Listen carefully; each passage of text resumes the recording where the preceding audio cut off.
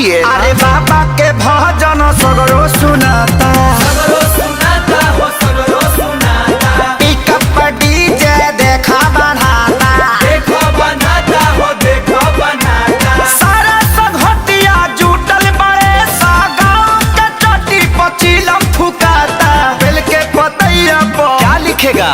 अरे बेल के पतैया पर जैसे लिखाता। बाबा के भजन सगरो सुनाता। ए ब्यास होई लेडीज बम चुपचाप और शांति से बैठल बालो, लागता के थक हरल बा। हाँ हाँ आवा लो। एक फुकरा वो मार ली जा। ए बम सुना है, एक वही है और उसी का सच्चा दरबार है।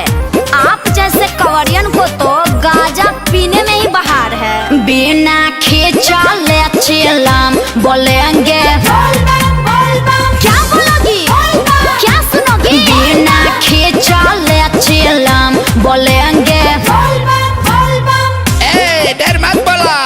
अरे जाने दो पगले, हर बात पे खिसियाते नहीं और ऐसे मौके बार बार आते नहीं। ए क्या तू धुलबुतू? तू चला हम चली देवा घर नगरिया, ए गोरिया तब बनी के बाबा के कांवरिया, ए गोरिया। बन के बाबा के कांवरिया ए गोरिया। थोड़ा बुरा हूँ थोड़ा अच्छा हूँ, जैसा भी हूँ महादेव तेरा ही तो बच्चा हूँ।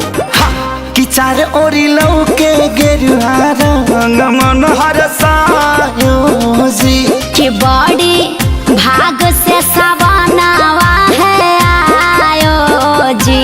तो करिया करिया में घपुनी बहरिसायो जी। चारों लौके गेरुआ रंग मन हरसायो जी। और क्या बोलोगी और क्या सुनोगी क्या करोगी? और कुछ नहीं। अरे चलत पौआ में पड़ गइल छाला। अरे तनिका दया कई दिए बाबा डमरू वाला।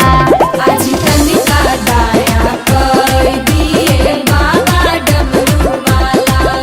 अरे अखिल सिखे सारी के बहवा भरोसा। अरे नाम लायर भंगिया के पार करे है सब कोसा। अरे नाम लायर भंगिया के पार करी है सब कोसा। और क्या बोलेगा क्या सुनेगा क्या बोलेगा? और कुछ नहीं बोला बम बोला तो रहा। presented by Adi Shakti Films.